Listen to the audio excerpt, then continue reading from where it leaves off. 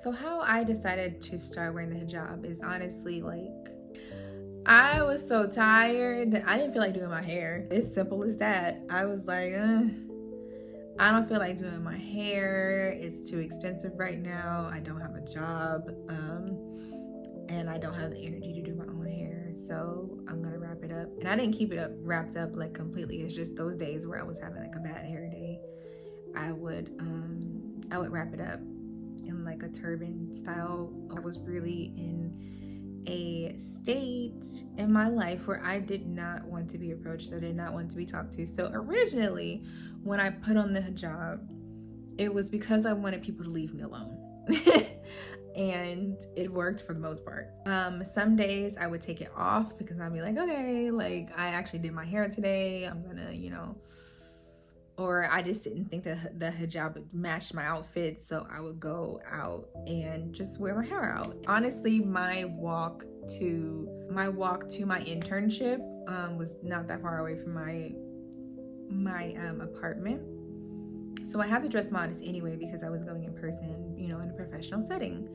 So I don't know, like I can't say that I was completely sold when I decided to just like wear it full time, and I didn't even like want to call myself a hijabi because, and I still don't, even though like it's a very slim chance, like a very slim chance, inshallah, that I will take this off, but you never know. And at that time, like I was real subject, like if the wind were to blow the wrong way, I'm taking this thing off. And I just was not ready. I was not at a point where I could label myself as something that I was not ready for, but somehow I was wearing it every day. And I think part of it was just, I kind of just wanted to disappear. I just wanted to be in the background. I just did not want attention. I didn't. And I just wanted to focus on me and my relationship with God. I was wearing it often, and it wasn't like revealed to me until like my boss had said something. She was like, I noticed you've been wearing like and she didn't say it, like we have this relationship where we can talk like this, and she was like, I noticed you've been wearing like turbans and wraps and scarves more often. Is it because like you're like still she said, are you exploring with like different styles and stuff like that? And I was just honest with her, and I was like, well, I'm just gonna be honest with you, like honestly, I just converted to a new religion. I am Muslim now, and I'm trying out this new style. I honestly have been using it because I haven't really had the energy to do my hair, because I'm just tired, but I kind of like it. So I'm kind of experimenting. And I told her straight up, I said, I have no idea if I'm gonna keep it on or not, or if I'm gonna do like halftime, like I'm gonna like wear it sometimes and then take it off. I don't know yet. And she was like, okay. Like she was very accepting, and she was like, well, let me know if we need to change your picture online. She's like, we can definitely change your picture. And she did change my picture, and I really I was really grateful for that. She changed my picture online, and I was just like, I looked at my picture and I was like, wow, like other people are going to see who I am. I remember one of our conversations that we had prior was like, I was hesitant to be so outward with my views of the world, religious and etc. And I was asking advice from my supervisor, and I was like, well, how do you navigate being so strong-minded in your political views, and how aren't you scared that it might like stir you away from gaining clientele? And she gave me the perspective. She was like, well, yeah, it will like steer you away from certain clientele, but do you actually want to be working with those kind of people? Even in like your personal life, if they can't accept you for what you believe in, do you really want to be around those type of people? Why? And she said, we live in a society where like people are like outwardly racist, and people are like just proud hatred towards certain groups of people. People are okay outwardly expressing that they don't like you or your people. Why should you feel like you should shut yourself up and tone yourself down just because you're gaining those, like just because you are scared of navigating a world with those types of people? It's like, why should they have the freedom to outwardly express how much they hate people like you, and you are not able to express the simple fact that like what this means is that I'm a woman of God. And why should I be ashamed of that? Back and forth between wearing the hijab and then not wearing the hijab, I had to think about what's holding me back from just like fully wearing it. And nobody was telling me like, wear it, you need to wear it. Actually, people were telling me the opposite. They were saying, you don't have to wear it. Like, you don't want to. They were saying, take it easy. Like, if you're not ready for it, you're not ready for it. Like, just take it easy. How I've treated my relationship with God in the past was like that medicine that I was describing before, like as needed. I was like, all right, well, my head hurts. Better go in the cabinet and look for my medicine of God. I'm gonna take my medicine and I'm gonna just put it back. I knew from lived experience that that was not going to last me, and that's not going to work for me. I realized that when I put this on, I have to act differently. I have to act differently. I have to dress differently.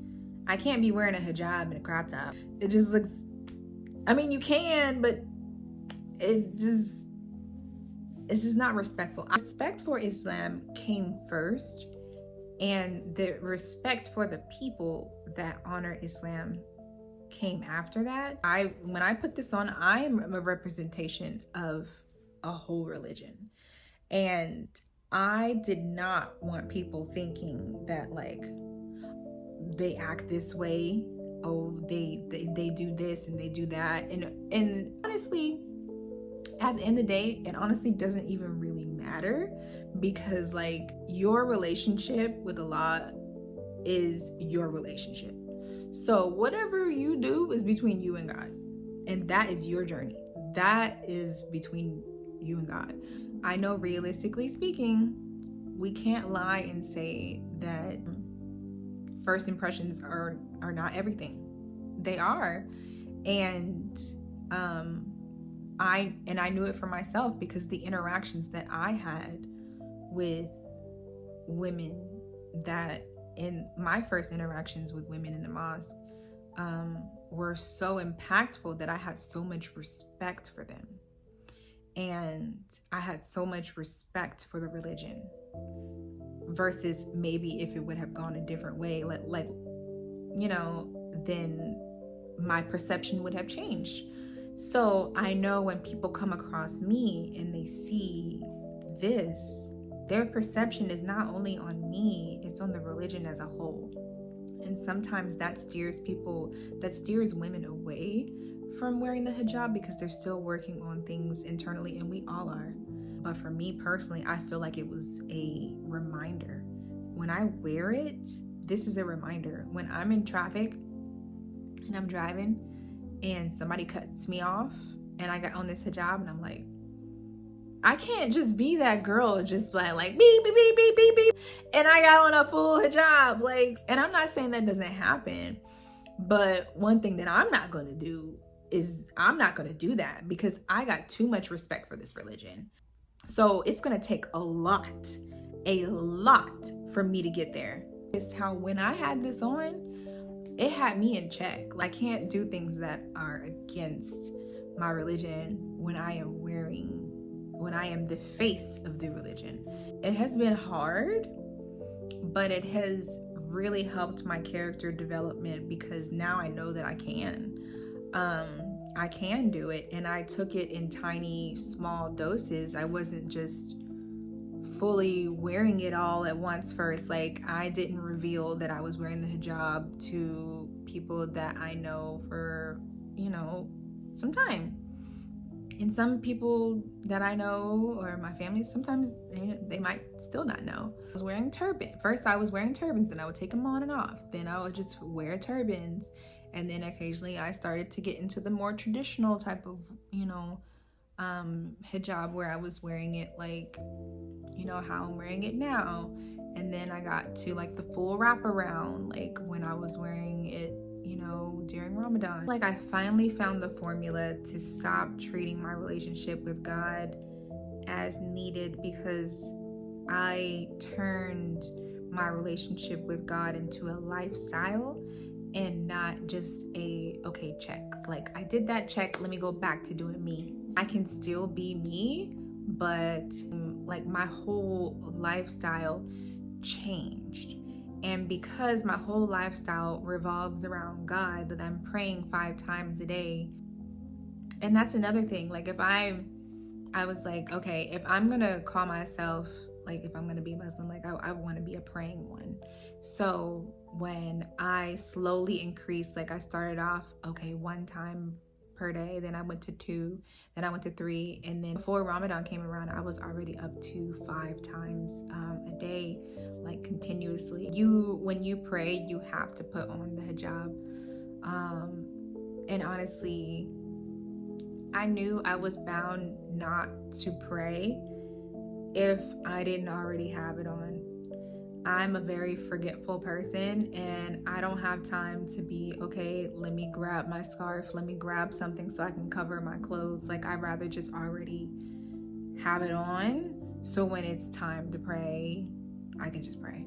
And on top of that, like, if I had styled my hijab for the day, like, what do I look like unpinning it and then pinning it back on 5 times? I'm not doing that. I might as well just leave it on. Another part was me really liking how I looked in the hijab. I felt very princess-like. I'm not even gonna lie. Like, I felt very princess-like, and I still do. I just love the way that I feel when I put it on. And it's more than just how you look, it's how you feel in it.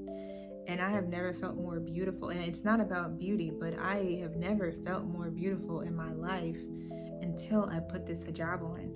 I have never loved the natural state of me until I started covering myself, because I'm not worried about how other people are looking at me, or how they see my body, or how they see my hair. Like, my hair has never been so healthy. Like, even as a Black woman, like, and of course, like, I can talk about this like in another video, because I can go on and on about like Black women's hair, especially Black American women. We get so much societal pressure to always have our hair done.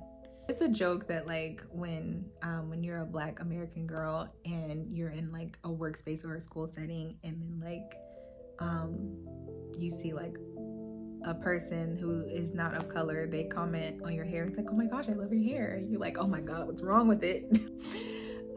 But if a Black girl says that they like your hair, or another person of color says like, oh, I like your hair, then yeah, your hair is done. But it's like the perfectionism that is blended into Black women and Black women's hair is it's so much pressure. It has led to many women like having their hair break off, or having them like lose hair, or not accept like their curls and their coils because of the Western beauty standards. I don't have to worry about that. I have been able to appreciate my curls on a I'm doing it for me, which is another, like I said, like that is another form of self-care, when you're really doing it for yourself and you're not doing it for anybody else's validation.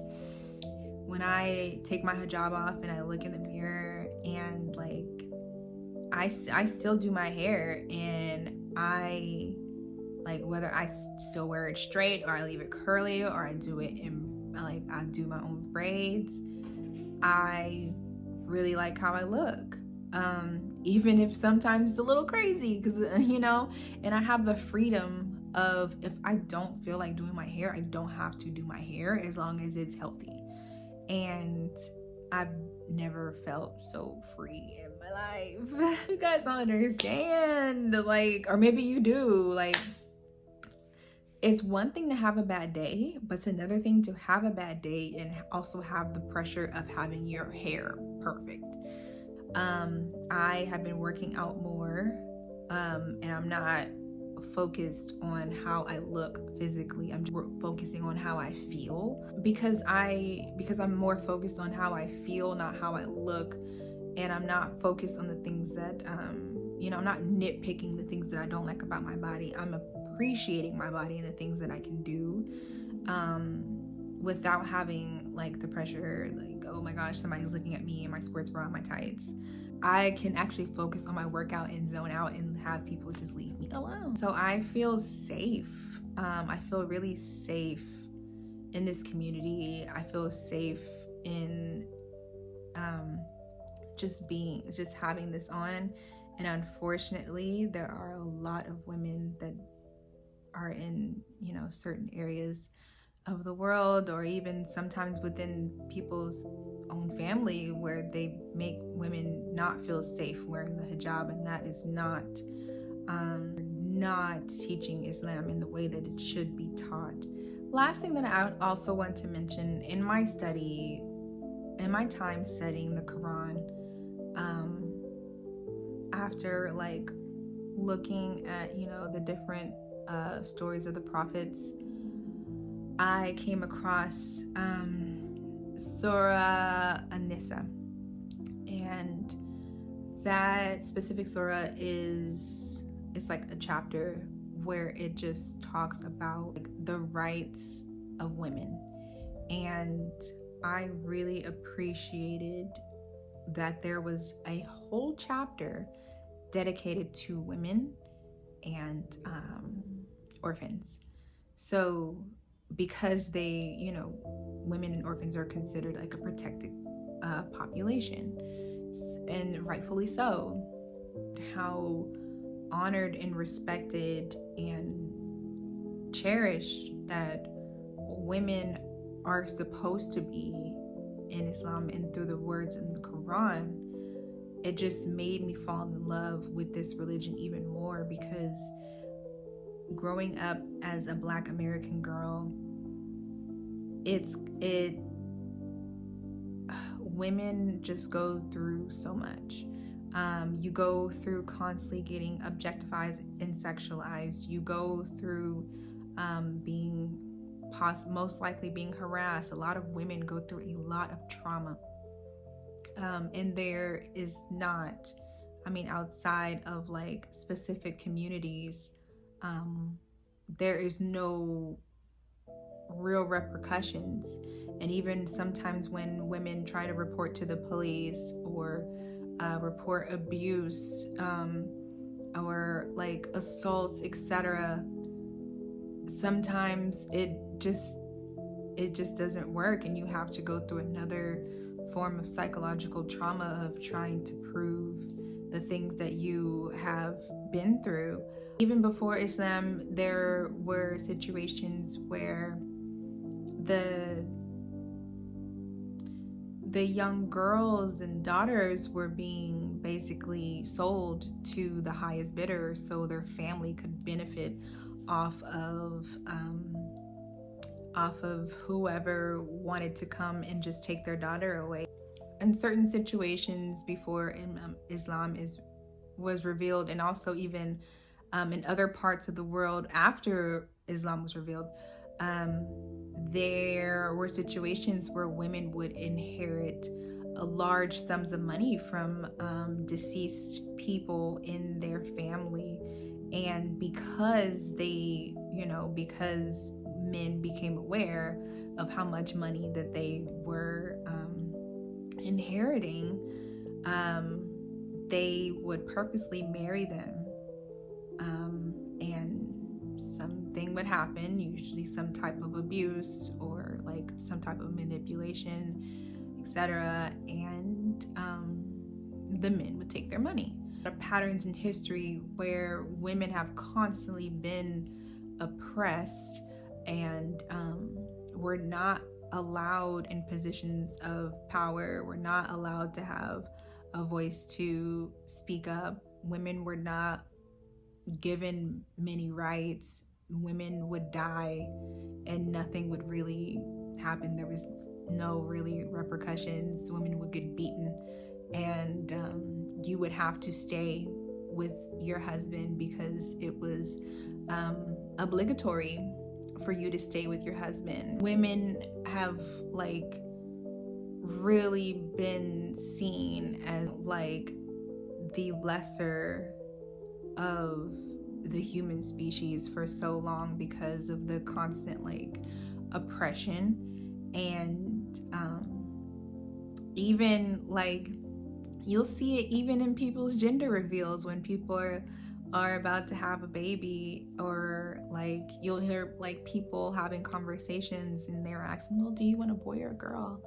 I've heard a lot of people say they do not want a girl because they do not want to put up with having girls. And there are even some cultures where if you have multiple girls, like you are looked down upon. Islam has a beautiful way of putting women on a pedestal, ensures that women stay on this pedestal through their community, through their family, and it's said through the text in the Quran, and I just thought it was just really beautiful. And like I said, unfortunately, there are some women and there's some people that have experience within their own family that either they revert or they grew up Muslim, and then that's just not their experience at all. And it's unfortunate because that's just not the way that the Quran is like revealed it. I know in the beginning of the video I was like, oh my gosh, like people are gonna think that I'm crazy. People are gonna think that I'm weird, and people are gonna think that I'm confused, that I don't know what I'm doing with my life, that I'm going through a phase. They think that I'm probably gonna go back to the way that I was living before. You know, I've been told some hurtful things, but I haven't let it faze me because I know what I know, and I know the truth, and I know my truth, and I've never felt so close to God in my life. And this is what I have been praying and begging for, and what I wanted when I was younger. And if there's one thing that I don't regret anything, but if there's one thing that I wish I would have done is found Islam sooner. I really wish that I knew about it when I was younger. And I just think that it would have made my life so much easier. I think the experiences and the hardship that I had wouldn't have been as amplified if I had such a close connection with God through Islam. But everything is for a reason. Everything is, within perfect timing in the eyes of Allah. And I have never trusted Allah so much, and it took me, oh my gosh, oh, that's my order. It has never, like, I think it took me losing a lot. Like, I lost a lot of friends, I lost a lot of money, I lost, I feel like I lost like what I thought was clout. I thought I lost access. I lost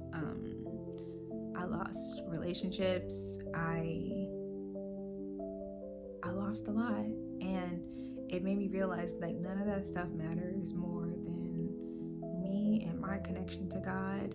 And every day that I wear this hijab, it brings me closer to God, and it reminds me every single day that nothing in this world matters more than me pleasing the creator that created me, and I'm forever grateful. So I know this is a very long-winded response to why I started wearing the hijab, but it's like when people ask me how, like, I can't give y'all an elevator response.